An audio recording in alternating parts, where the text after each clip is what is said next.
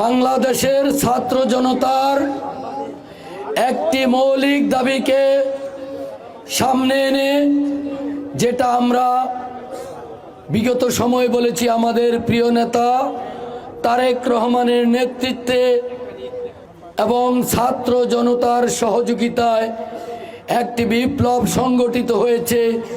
যে বিপ্লবে বাংলাদেশ থেকে, বাংলাদেশের প্রধানমন্ত্রী থেকে বাইতুল মুকাররমের খতিব পর্যন্ত দেশ ছেড়ে পালিয়েছে। সেই বিপ্লবের পরে সারা বাংলাদেশ তথা কুমিল্লা 10 আসনের মানুষ ভোট দেওয়ার জন্য উদ্গ্রীব হয়েছিল, কিন্তু বিধি হয়েছে বাম। আমাদের এই এলাকায় কুমিল্লা 10-এ এক ভদ্রলোককে দলের প্রাথমিক মনোনয়ন প্রদান করা হয়েছিল। ওনার ব্যক্তিগত ত্রুটির কারণে রিটার্নিং কর্মকর্তার এখানে ওনার ত্রুটিপূর্ণ কাগজ সাবমিট করার কারণে উনি ওনার মনোনয়ন টিকাতে পারেনি, যার কারণে নাঙ্গলকোট এবং লালমাইয়ের জনগণের হৃদয়ে রক্তক্ষরণ হয়েছে। আমি দেখেছি আপনাদের আকুতি, আমি উপলব্ধি করেছি আপনাদের আকুতি। ঠিক তখনই আল্লাহ আমাদের সহায় হয়েছে, মজলুমের কান্না আল্লাহ কবুল করেছে।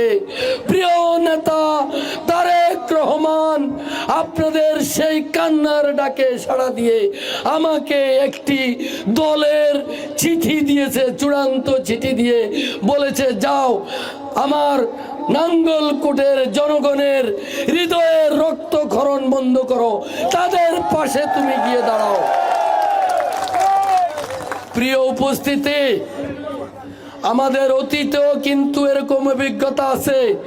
2008 সালে দেশ মাতা যখন নাঙ্গলকোট এয়ার হাই স্কুলে মাঠে বক্তব্য রাখে, তখন আমাদের মনোনয়ন কিন্তু হাইকোর্টের বারান্দায়।